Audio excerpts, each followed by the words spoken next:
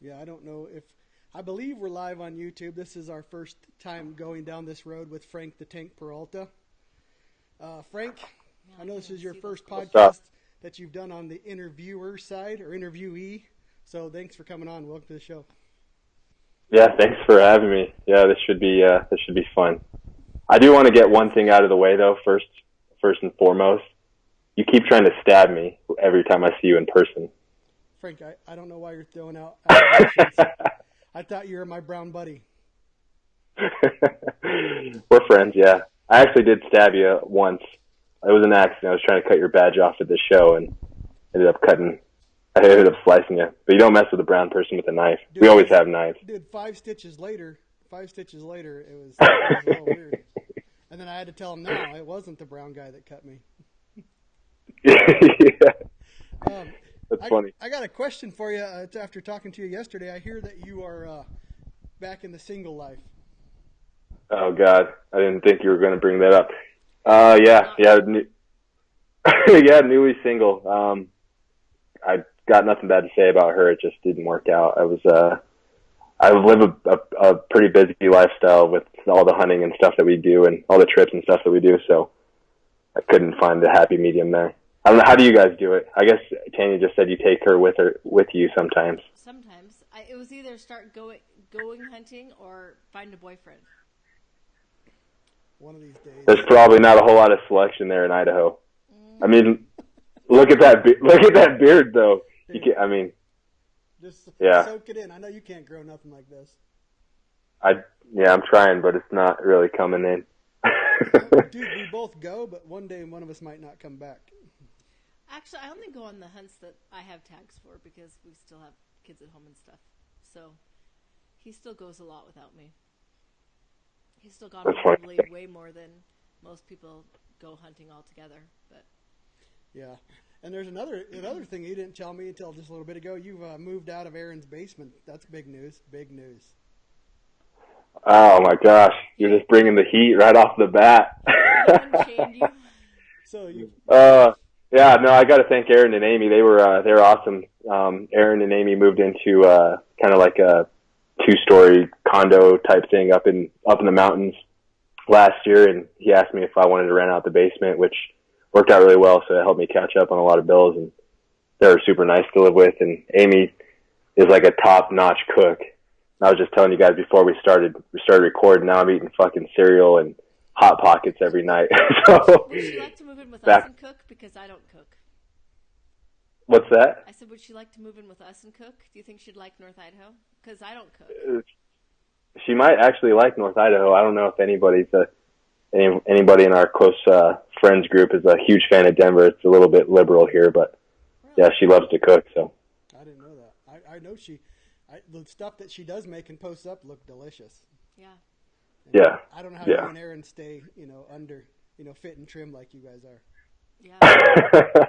He's got the metabolism of a freaking 12-year-old or something, man. He's always eating, but yeah, he's in good shape. He's hard to keep up with. I can't hardly keep him up with him during cardio and all that stuff. So. Yeah, and he's old like me. He's like 42 now, and you're 30. You said?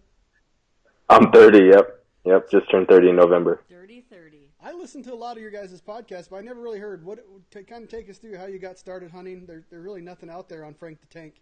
Did you start with your dad hunting like everybody else, rifle hunting, on the weekends, or how did it start?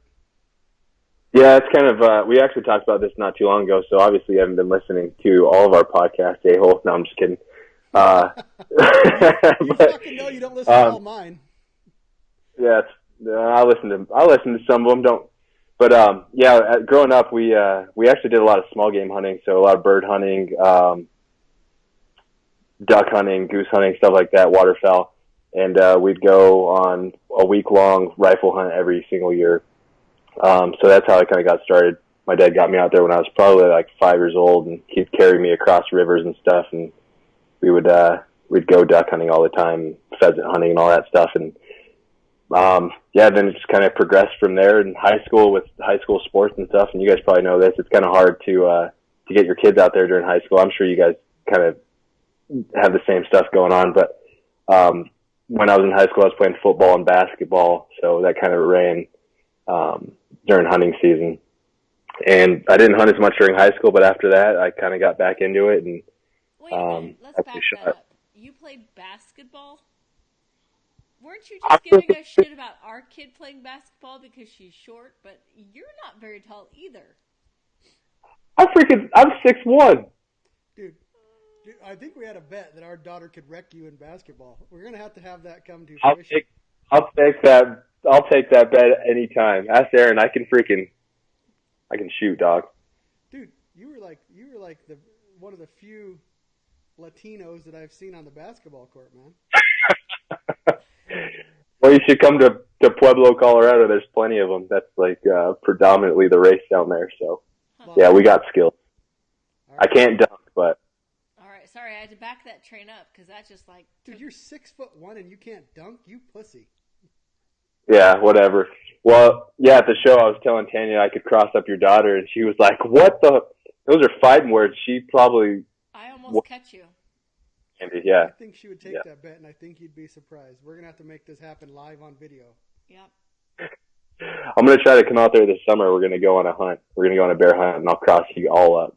All right. For sure, you cross me up. I just stand there. But yeah, we talked about going bear hunting where me, you, and Lane and Billy went up bear hunting. That'd be fun. Back in like late June. Didn't we try to plan that last year? Yeah, Aaron flaked out on us. It's going to happen. We'll just have to not invite Aaron and invite Frank, and Frank won't flake out. Will you, Frank? Live on video? You're not going to flake out? We're going to go. We're going to make it happen. I'm supposed to go with Jordan sometime in May, but I'm going to also try to get out there in June. So we'll make it happen. Well, you have all kinds of time now, so you're good. Yeah. Well, Aaron's pretty nice about giving me a little bit of time off. So you don't have the female aspect anymore, so you have more time. Oh, well, you had to bring that up again, you son of a bitch. So you started predator hunting. How did you get into bow hunting for mule deer? All right. Well, so back to what I was saying. I actually shot this buck here in 2011. That was kind of after I got out of high school and went to college for a little bit, and this kind of reignited my love for hunting. I shot a good buck. It was during a rifle hunt. It wasn't a backpack hunt. It was me and my dad, a 4th season tag here in Colorado, and it kind of got me re-pumped up for big game hunting. I'd kept the small game hunting going, but hadn't done a whole lot of big game hunting in a few years, and it kind of relit the fire for me. And I kind of got back into things. And then that next year, my younger brother, I have a younger brother. He's I think he's 4 years younger than me. He got a bow off of like Craigslist or something, and I was like, damn, that's pretty cool. So anyways, I wanted to buy one, and a friend of mine actually won a gift certificate at a sporting goods shop, and he just sold it to me for like half price. And I was like, well, shit, I'm going to go down there and get a bow. So I got this like super shitty, like base level PSE bow that I ordered. I think they ordered it from Cabela's, and it was like supposed to be like a ready to shoot model. So I was shooting like full length gold tip arrows,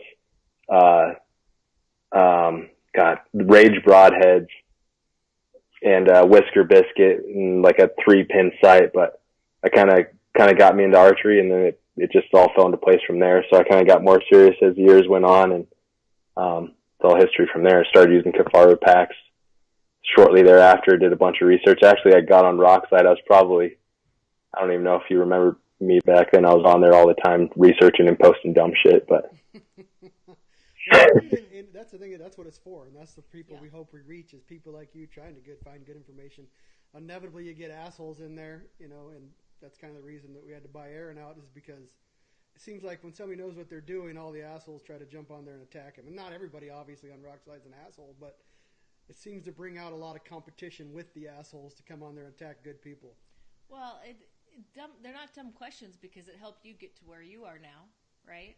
So, I mean, when you're first starting out, when you look back, you're like, oh my gosh, that was such a dumb question. But at the time, you didn't know the answers to it. So, I mean, it's just a question that needed to be answered so you could get to the next step. Yeah, it definitely helped shorten the learning curve. That was the first thing that I looked up, was backpacks on that site. Because a buddy of mine named Clinton, he still lives in Pueblo, is one of my good friends. We wanted to get into backcountry hunting. The year before, we went bow hunting, and we took a shortcut, and we ended up way far from the truck. no water filter. We were out of water. We didn't want to drink out of the stream and get sick because it was kind of a slower, like stagnant, nasty little stream of water. And we were like, damn, dude, we need packs, we need sleeping bags, we need water filters, we need all this stuff. And then I just started searching it, and I came across Rock Slide, and then it all fell into place from there. But it's definitely a good resource for people. Yeah, those are the trips you need to figure out what you do need. Yeah, exactly. And I'm definitely one to learn things the hard way. So it definitely kind of sets things up for me pretty well. Well, otherwise you can get in that trap, the gear fairy trap, where you feel like you need everything when you don't necessarily need everything for the type of hunting you're doing. All you need is torts and spam. That's what we hear. So on that note, we're kind of jumping all over, but how did this tort life, how did the name come to be? So when I first got the job up here, I didn't know anybody. I was just hanging out with Aaron, basically, and he invited me to go on this to this 3D shoot for archery, and it was like an all-day thing. So he's like, bring a bunch of food and stuff. We're gonna be out there all day. So we're out there shooting with a bunch of guys I don't even know, and I bust out a pack of tortillas and then a thing of spam. And I started cutting it up and like handing it out. And then one guy, his name's Cody, he lives up here. He's a cool dude. He's like, you're just living that tort life, bro. And then it just stuck from there because I was handing out tortillas. That's awesome. There was nothing but spam and tortillas? Yeah, dude. That's good stuff. No ketchup, no nothing. No. Well, yeah, I didn't have like a little packets or anything. So yeah, it was just the torts and the spam.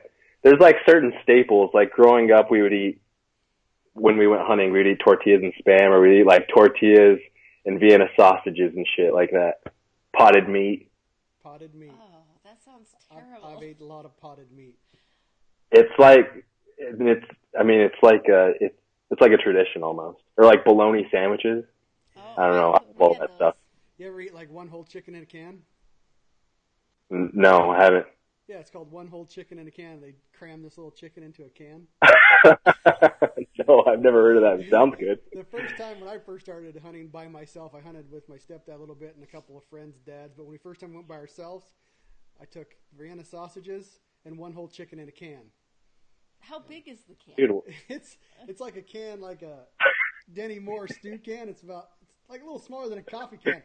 They cram that whole chicken in there. It's not like one whole piece, but it's a whole chicken in the damn can. I've never even seen that.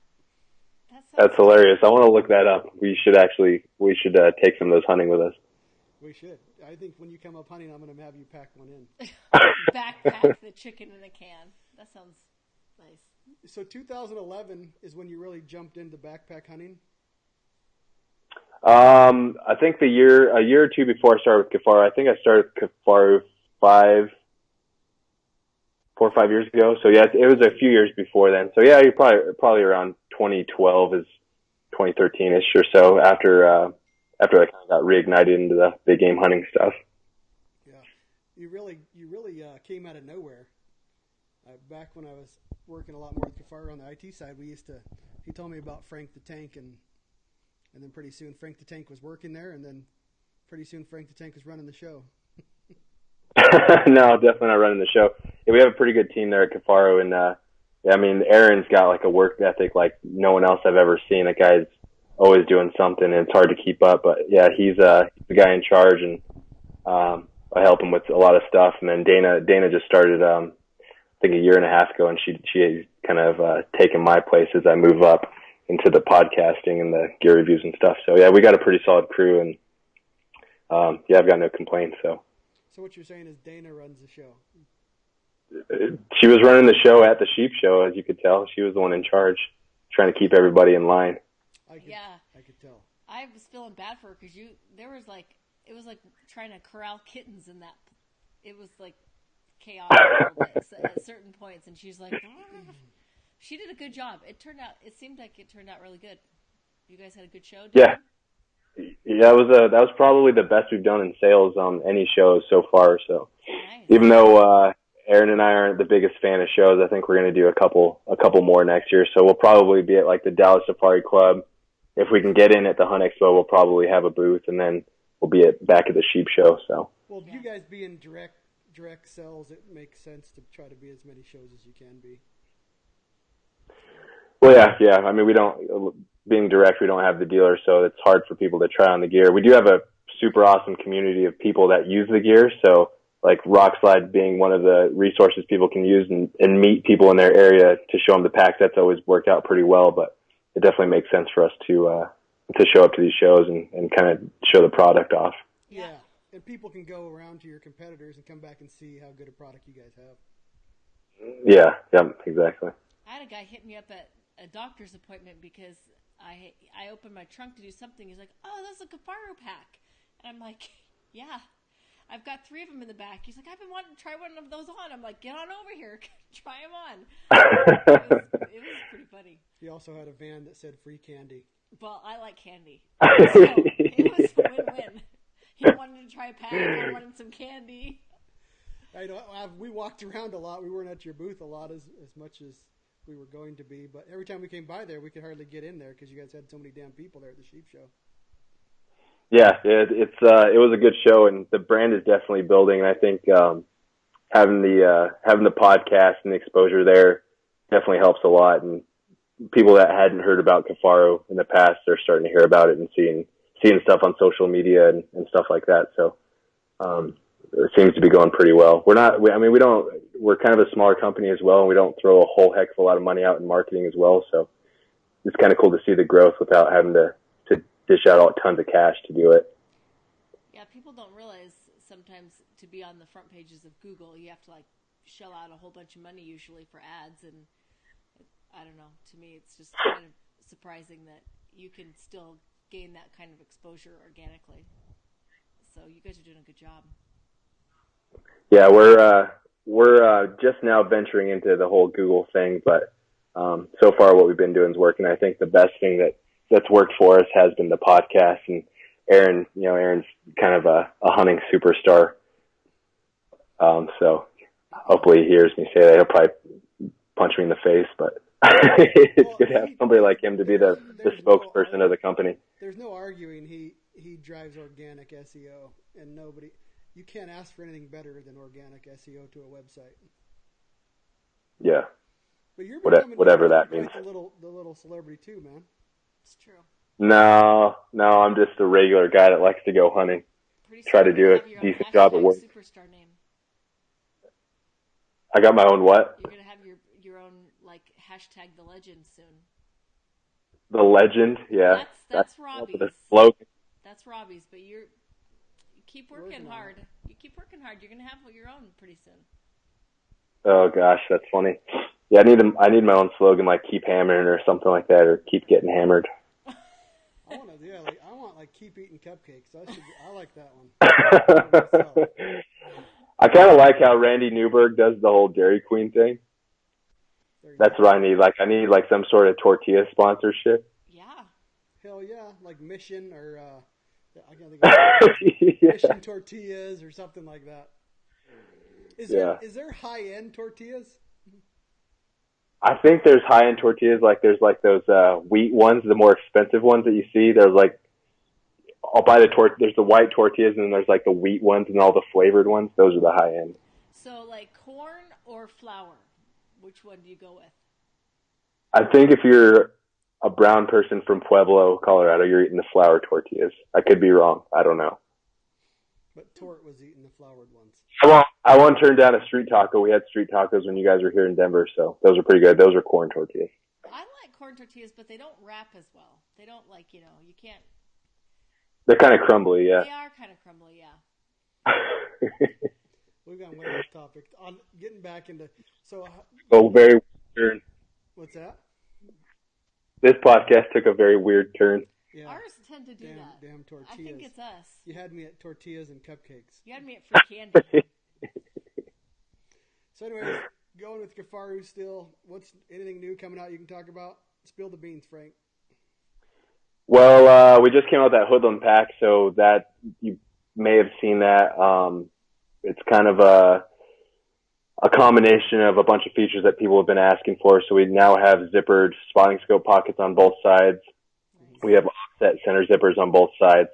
So people like that accessibility. And then there was the zippered spotting scope pockets. People like the fact that they can keep their optics protected and not have stuff falling from the top. And then you can strap a rifle or a bow to the back, attach a couple pockets to the back. So that's a pretty cool pack. That one just dropped here a couple weeks ago at the Sheep Show. We've had pretty good reception about it. We're just starting to get those shipped out. So hopefully we get some good feedback on those. As far as stuff coming out, I'd want to say we may have a new shelter here coming soon. It's going to be probably something to take up that spot where the Mega Tarp used to be. The Mega Tarp was probably my favorite shelter that we ever offered. It was just a huge pain in the ass to sew, and it had custom zippers. So if you think about like YKK being the standard for zippers in the outdoor industry, and Kifaru just asking for a small little custom zip or 2 custom zippers to be used on that, well, we were kind of a small fish in a big ocean there for them. So it was super hard to source those zippers, and we had to get rid of the Mega Tarp. So hopefully we'll have something to replace it here, hopefully this year. And then we'll have puffy pants pretty soon. So we have a few things that we're coming out with. Yeah. I'm excited about that. Yeah, are these just going to be like an extension of the Lost Park Parka, same kind of deal? Yeah, pretty much. Yeah, we'll have enforced knees, enforced butt with Cordura, same Apex, Climate Shield Apex insulation, so it's synthetic, and then that same exterior fabric, the rhino skin fabric that we offer. Is it going to have zippers at the bottom so you can like actually put them on over your boots? We're working on it, so I think they're going to be a full side zip. I think They're going to have the last prototype I saw. Yeah, he said that.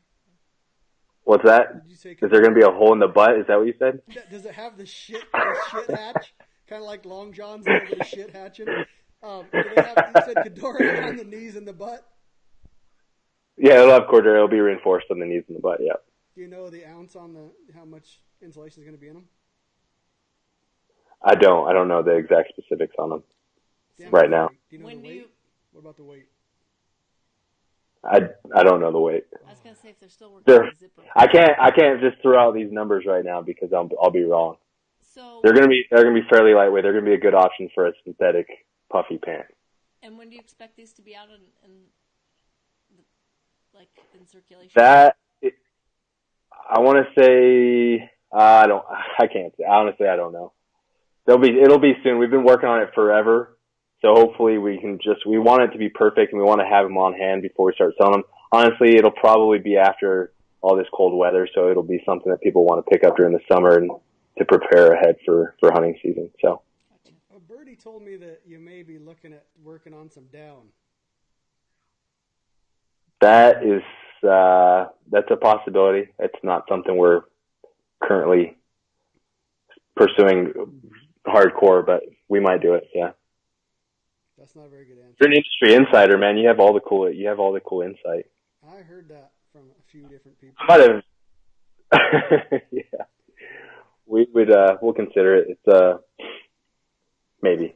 I know that it's definitely, you can change a little bit of the changing of the guard, because Master P, a.k.a. Patrick Smith, would have never allowed any down. Yeah, there's a lot of things. I mean, with the progression of technology and whatever, insulation, clothing, all these different things, it's allowing us to look at different options, and we want to stay competitive in the outdoor market as well. So, got to look at things from all angles. So what about my gun pack? Where's that in the system? That's up to you. That's up to you and John Pinch. You guys are supposed to fly out and come and help us design one. I have asked John. John's so damn busy. The thing is me and John are going to have two totally different applications for what we're going to want. Maybe.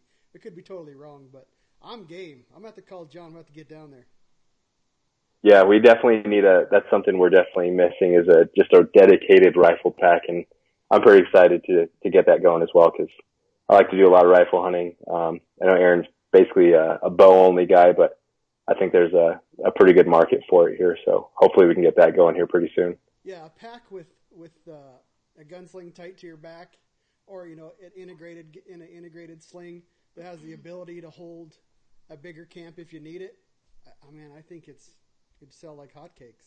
I agree with that, because Ryan makes me pack my own gun. He's a slave driver. Hey, equal rights for equal pay. He's been skipping leg day. That's why. Oh, dude, there ain't no goddamn way. Look at that. Oh, yeah. Yeah, when you're nuts, you're gonna fall out of your shorts. That's pretty gross. Video. It's bubblegum. Yeah, exactly.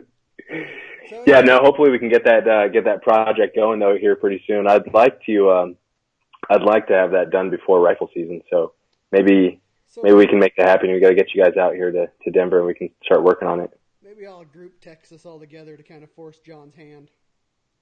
Because now would be the time to make it happen, huh?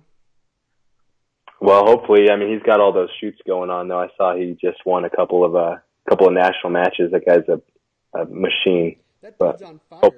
He can't miss. He can't miss. So what pack? Wait a minute. Before I forget, see the Mega Tarp was the worst tarp that I've ever used. You didn't like it? Well, it's so damn big, it's hard to use as a real tarp. So if you don't want to pitch it almost to the ground, it's really big. I really love the Super Tarp, and if I want to go big, I just take the Sawtooth. Well, that's the thing about the Mega Tarp, though. It was kind of a pitch to the ground only type shelter. But now we do have options for you. I mean, we have the super big Aegis tarp. We have the sheep tarp, which is a smaller tarp. We have the super tarp. We have the para tarp. So we've got a ton of options, but hopefully we'll have something to take up that space between the Sawtooth and the super tarp. So I love that. Any Dyneema in the works? That's hard to say too, man. We would like to.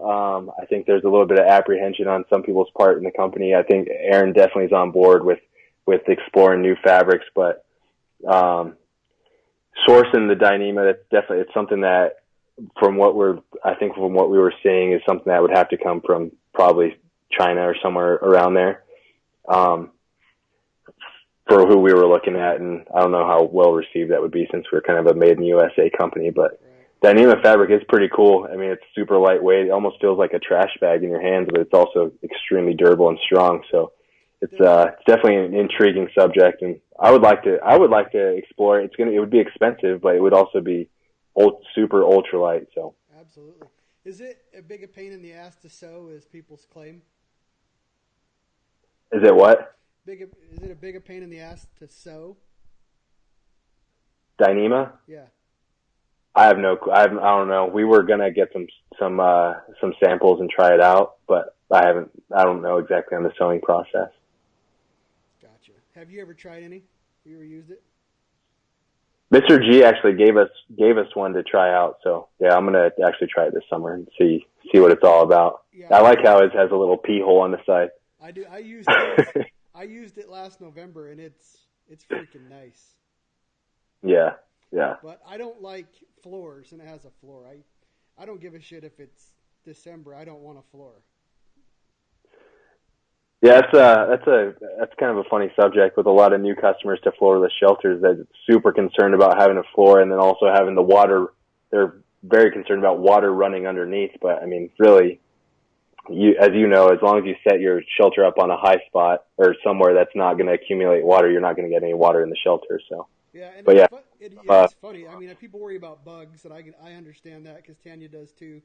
But as far as getting wet, we live in I hunt probably 75% in a super wet environment, and yet I've never gotten wet backpack hunting.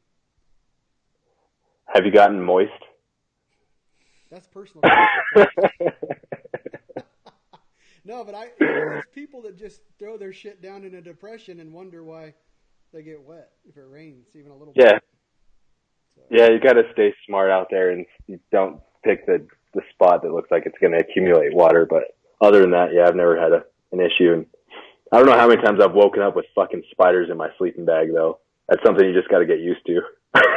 Well, you can run a bivy bag. Like Tanya zips herself up in a Bora bivy that they can't get into. And yeah, you're good then. Yeah, that's the ticket right there. But I've told you this, I'm lazy as shit. If Tanya's not with me, and even once when she was, I'll put that shelter up only if it's raining or I know it's going to rain soon, because I'm fucking lazy. Aaron told me you just would get your tarp and just wrap up in it in a little burrito. When I don't like Tanya, burrito. Dude, I'll just grab the super tarp if it rains, and I'll just roll over once, and I'll be good. I just despise putting up shelters because I don't know. I'm lazy. I'm a lazy hunter. Yeah, on my elk hunt, it started raining at like 3 a.m. just pouring down rain, so he had to get up and put the shelter up in the dark. It's hard for me and her to roll together. Yeah, in unison. That would not work out. Not at all. So what pack did you use last year? What pack are you using this year? Last year we came out with that muskeg line of bags. Yeah. If people don't know about it, it uses X-Pack fabric, which is basically a waterproof fabric, and it's a lightweight fabric as well. So, what are you doing there with the microphone? You can't sit there. It looks like you're holding your dick. We're not coming in loud enough, and Tanya keeps moving it away from me. But you're doing this. Like holding it like this. Dude, it's kind of the same as You're not used to holding it with two hands, are you? Just kidding. So anyway, I use the X-Pack fabric, the X-Pack bag, the muskeg bag. It's a lightweight bag, very simplistic. Personally, I'm not a huge pockets guy. I like 2 pockets on the bag, and I like simplicity. Generally, people ask me, what do you do with your spotting scope? Well, our bags on the collar, it folds over. I just lay the spotter kind of horizontally in there and fold over the top. Gotcha. So I use that bag. Just depends on this year. I might just run it again. Like I said, I like a simple bag. Before that bag, before I even worked for Kifaru, I was running a high camp bag, which is the most simple bag we've ever made. Basically a big duffel bag with, I think they had a small little zipper on the bottom, but, yeah, I'm not one for a bunch of pockets. I usually run a guide lid on the top, a couple belt pouches, and then we're good from there. So I'll probably be running that setup. One bag that I like a ton, though, is the Shape Charge. I've been using that a ton for day hunting and coyote hunting. I packed out a white-tailed doe in it. It's a tiny little pack, but it works out good. It's one of my favorites we've ever made. Yeah, I used the muskeg last year too, and I liked it. But I think we're both going to use the 22 mags, man. I think that thing is a very underrated backpack. I like it a lot. It's very simple, like you said. Yeah, that was probably my favorite day hunting bag before we came out with the Shape Charge. The only thing with that bag is we take camera gear with us, so we got camera gear, your food, and then you end up running out of space. But yeah, it was one of my favorite bags. So I like that bag a lot. Yeah, we don't have to really worry about camera gear, so we don't have that aspect like you guys do. You guys did a little bit of video this year, though, didn't you? Yeah. Yeah. But yeah, we had a cameraman get sick on us and not finish, and then we did a little bit of cameraing. I videoed my hunt into the wilderness a little bit, but getting it edited is a whole different ballgame. Yeah, well, I think I'm more of a fan of those kind of redneck or blue collar type films like that. And I'm not one for a huge production. I like the realism and stuff like that. It's not necessarily forced, and just it shows the real experience. So I like what you guys had. I don't like the production. I mean, there's no knock on Donnie Vincent, but that's just, I'm not a romantic hunter. I like more Stuck in the Rut, a little bit of the YouTube stuff like early from Randy Newberg. I like the more, I wouldn't say amateurist, I would just say real and raw. Yeah, raw. I agree with that. Yeah, you're not much of a poet. Nope. If I wanted to go see scenery, I would go to Yellowstone and shit in the summer. If I want to kill shit, I would go to the scenery. Yeah, no, I'm along the same lines there. I don't stray away from the old kill reel every once in a while, but yeah, I mean, I think we'll probably try to do some video this year and kind of show the adventure as well as the hunt, but we won't necessarily be on that poetic side of things. No, I bet you guys will do good. Are you going to take a cameraman, or are you guys going to do it by yourselves? We'll probably do both. We might have someone come out. Jordan, we've been talking to Jordan Budd. She's a good friend of ours, and you guys know her pretty well as well, and she does great work. So we'd like to have her out, and she's kind of a badass. So we don't have to worry about her keeping up, or some other cameraman keeping up. If we have Jordan, I think it'd be awesome. Yeah, for sure. And Jordan, the cool thing about Jordan is she can not only film it all, she can edit it all, and that means a lot more than people think. Yeah, it's something I have not even looked into. But I think we'll try to do a little bit of our own redneck filming as well. We did the mule deer hunt last year. I used a GoPro for my entire film, and the audio was just complete garbage. You can hardly tell what I was saying, but I ended up getting the kill on film, which is all that matters. And then we had Aaron's film, and he had GoPro, and then by the time he got his year, I was tagged out, so I was able to run the Sony camera, which the audio was a lot better and the video was better. But we'll probably try something out like that this year as well. Did you video him shooting the deer at like 5 feet? No, that was I think that was the year I killed my good velvet mule deer. That was 3 seasons ago or so. I had my cell phone, and I was just taking pictures through I wish I had a fucking phone scope, dude, because that would have been awesome. I took pictures the whole way of him throwing rocks at the deer to stand up. It wouldn't stand up. He stepped on the rock and he shot it literally feet. It was the coolest thing I ever saw. That's crazy. When are you going to jump into that stick bow arena? Probably never. No, I'm just kidding. They're fun. I tried one a couple years ago. They're a lot of fun to shoot. I just started growing back the patch of hair that kept fucking pulling out of my beard. So you don't think you'll ever? I had like a little bald spot right here from just the string just ripping my skin out or my hair out. But no, they're a lot of fun. It definitely it takes a lot of practice, and I mean Aaron's kind of a good example, and there's a lot of other guys out there that are great examples of how dedicated you have to be if you want to be truly effective with that thing. And honestly, I gotta say I just don't have the dedication at this point to the stick bow game right now. Right. There's a lot of stuff after archery that I like to do. I go coyote hunting like every freaking weekend, so that kind of jumps in. So I'm probably just making excuses. One day I'll probably jump back into it. They are fun just to kind of shoot around and go up to the mountain and shoot stumps and all that stuff. So, well, and you're young. I mean, you like you said, you just jumped back into it 7-8 years ago, so you still have time. Go sling some stuff with your stick bow or your compound and get that long range rifle out, and then when it's time, come back to that stick bow. Yeah, maybe I'll think about it. Yeah, but yeah, rifle hunting, that's something I love to do as well. So I like archery hunting, and I definitely like rifle hunting. And you've been a good help to me on deciding a lot of things. And yeah, all you Idahomies is what I like to call you guys. You guys are a good resource to whenever I have these dumb questions about gun stuff. But so I'm always pestering you and Jordan Cower and Whaley and his Jordan's buddy Wes. So we're up in the northern side. We're the heathen non-Mormon side. The southern side, where Jordan and Wes. That's the Mormon clan. Yeah, it seems like it's the majority Mormon down there. How is so you obviously do a lot of bow hunting. How is the long range game coming for Frank when you're hunting mule deer and bears up there in southern Idaho? It's good, yeah. Well, I bought Jordan's 300 rum from him. So he had that thing already basically figured out. He had rounds loaded up. He had the velocity figured out and stuff like that. So, every time I go up there, we go and practice and shoot rocks. I guess that's a national pastime there in Idaho. Rock shooting is a sport. But yeah, no, it's been good. It's definitely lessened the learning curve for me. This might be a little bit of cheating, but I got one of those SIG, Kilo, what is it, a 2400? SIG Kilo 2400 rangefinder, which is, you kind of put in your specs there, range it, and it'll kind of tell you where you need to dial and stuff like that. So that's been a pretty good help. I haven't shot anything in super, super long distance. The furthest I think was, a deer this year at 580 or something like that. So I'm not quite on your level, but, yeah, I mean, it's a lot of fun. It's definitely addicting.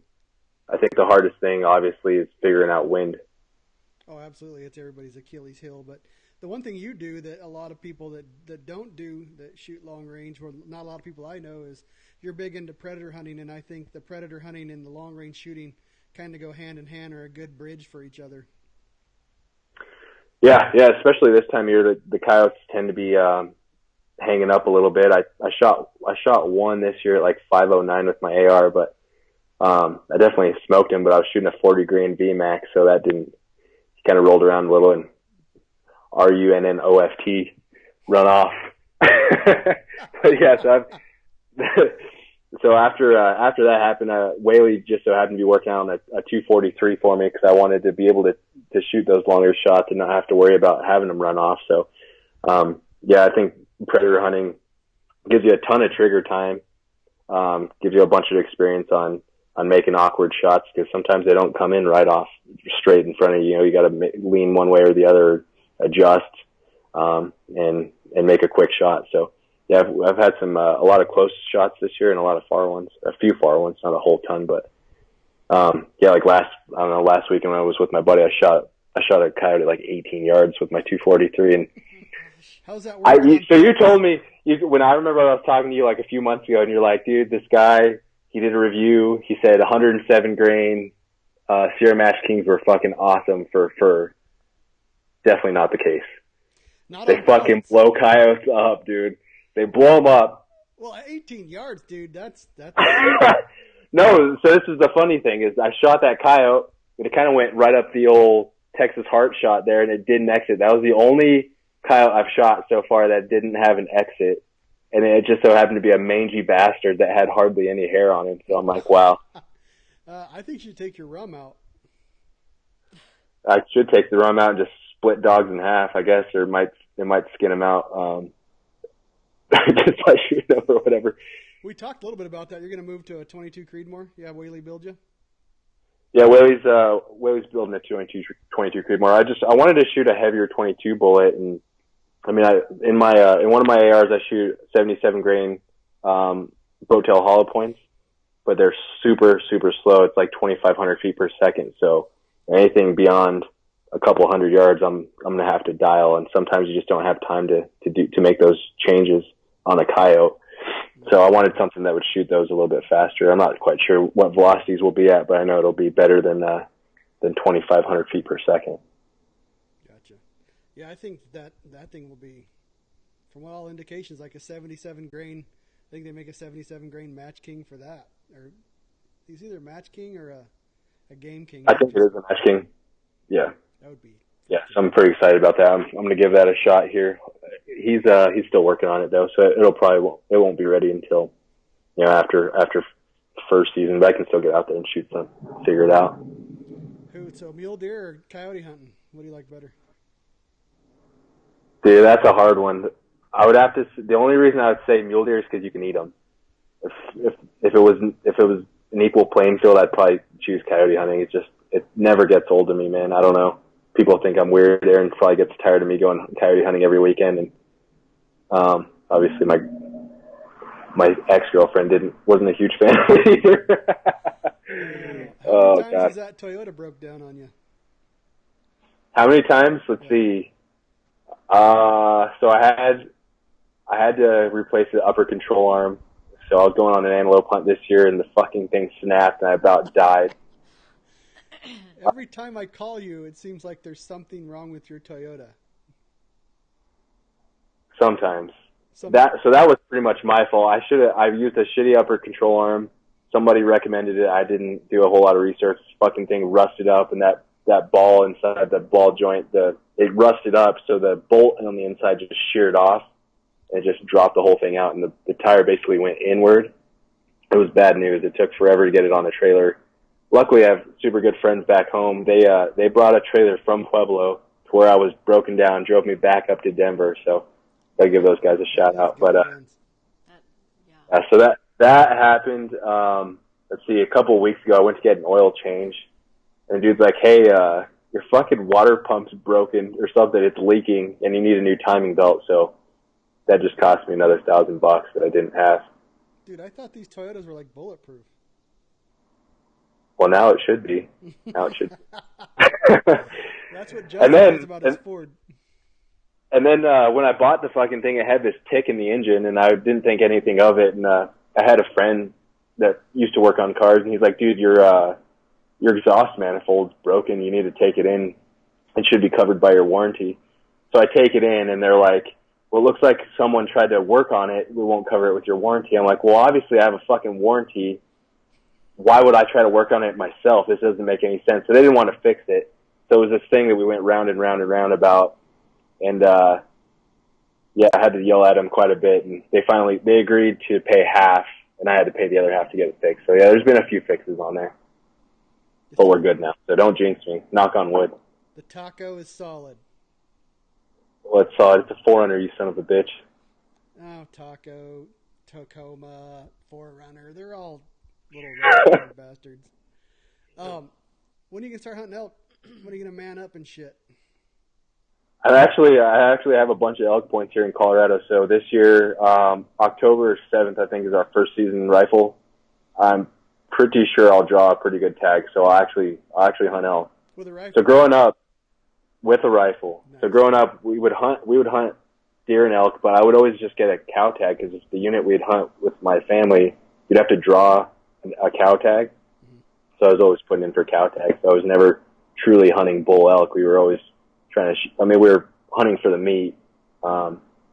We didn't have a ton of money growing up, so we were definitely meat hunters, and hard to beat a cow elk. Well, yeah, it's either I shoot tasty. A cow or I gotta fucking eat Spam all year. Which you can't go wrong with either. I'm just kidding. I ate some Spam the other day. I'm like, God damn, this shit is fucking salty, man. Yeah, very. How do you think it lasts so damn long? What's that? How do you think it lasts so long? Yeah, that's true. It's good though. It tastes good. It's just not good for you. You got to eat that shit in moderation. I do take the little single packets on our summer trips, but I don't take that stuff hunting. It'll dehydrate you pretty quick with that salt. Well, Frank, we've used a lot of your time up, so we'll sign off here. We appreciate you coming on. Yeah, thank you guys, and we're gonna have you guys on the podcast. You're gonna come to Denver. We're gonna make a rifle pack. Tana, you tell them you're coming too. Well, I got invited. Oh, damn! You all heard it. I'll text you and John and me and make it happen. We're gonna make it happen. How did this YouTube thing go? Are people asking questions, or does it show how many people are watching? We've had up to 11 people on there, I think, and there's 4 people watching out now with 2 thumbs up. So for an inaugural run, trying it out, not bad. I wish if the people that are watching jump on and ask a question to see, so we can see if this comes up. If you're watching, ask a question. Anything of Frank. Why is he so ugly? If you're watching, oh my gosh, that's the point of live. We need these questions. Yeah, that's the whole point. But we don't have, truthfully, our YouTube channel. I think we only have like 400 people on it. So. But I thought it shows up to Instagram and Facebook. No, it didn't load on this one. Oh. It's just going to YouTube. So nobody's asking a question. Nobody loves us, Frank. That's all right. Yeah, we'll have to jump back on later on and re-talk about things and see how preparations going maybe before season or something, or at least get you guys on. I know it's been in the works for a long time, but every time you guys are there, either we're not there or Aaron's not there, but we'll figure it out. Yeah, and he's called me. He calls like 2 minutes before, and I'm not a morning person, so it never really works. Yeah, you work on your own hours. Yeah, I work late, and you guys work early. It's the only way to get anything done is work until 2 a.m. because nobody else. We got a question. I can't read that. It says, "Thanks, guys. Just keep doing it." Thanks for posting that. We appreciate it. Oh, Eric Woolsey. Just keep giving her. Eric Woolsey says, "Why is Frank so hot?" Wow, is it the brown blood? Weird. It could be. Yeah, it could be my brown skin. Have you ever met our friend Eric in Salt Lake? I think you have. I think you have too. He's real tall. Probably. He's a Mormon, but he's pretty cool Mormon. He helped me pack out my elk this year. So he's one of my favorite people. Well, it's a good list to be on. Yeah, absolutely. All right, we'll do this again, Frank. Appreciate you coming on. All right, see you guys. Thank you. Thanks for the question, guys.